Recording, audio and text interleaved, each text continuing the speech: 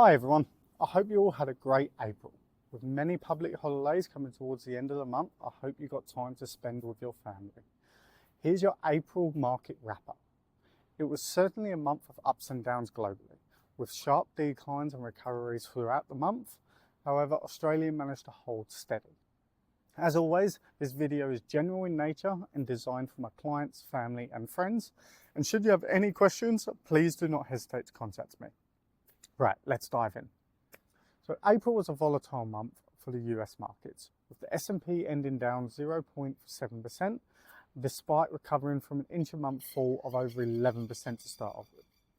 The sharp sell-off was triggered by President Trump's surprise announcement of aggressive new tariffs on 2nd of April, sparking fears of a full-blown trade war.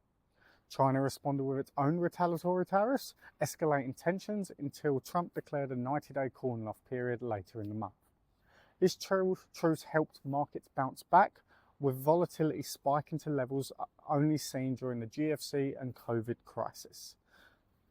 Global markets felt the shockwaves. European equities dipped, emerging markets were mixed, and commodities like oil slumped on concerns. However, gold briefly hit record highs above $3,500 an ounce as investors sought for safety. Now, in contrast to the US, the Australian market showed resilience in April. The ASX 300 finished up 3.6% for the month, recovering from an early decline of over 6%. Australia was less affected by the US tariffs, helping its market act as something of a safe haven.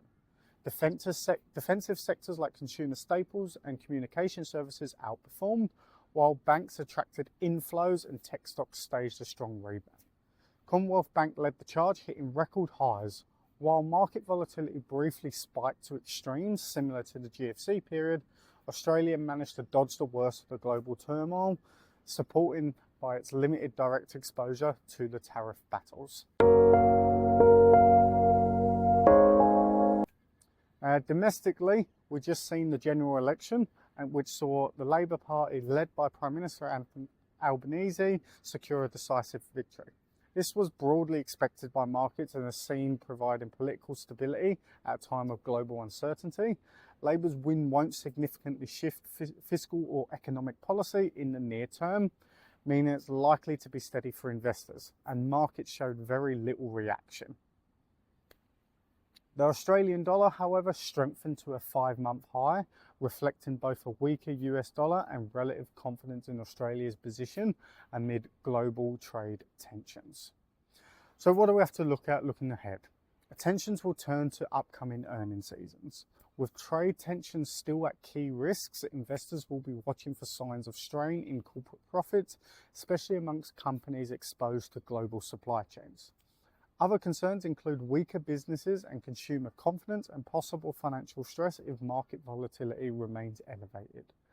Positive results could help markets consolidate their April recovery, while disappointments could reintroduce volatility, particularly as the 60-day tariff truce approaches its end, depending on what deals are struck. Now, as always, if you have any questions about how these events might affect your personal strategy, feel free to reach out. I'm here to help. Your finances are our #1 priority.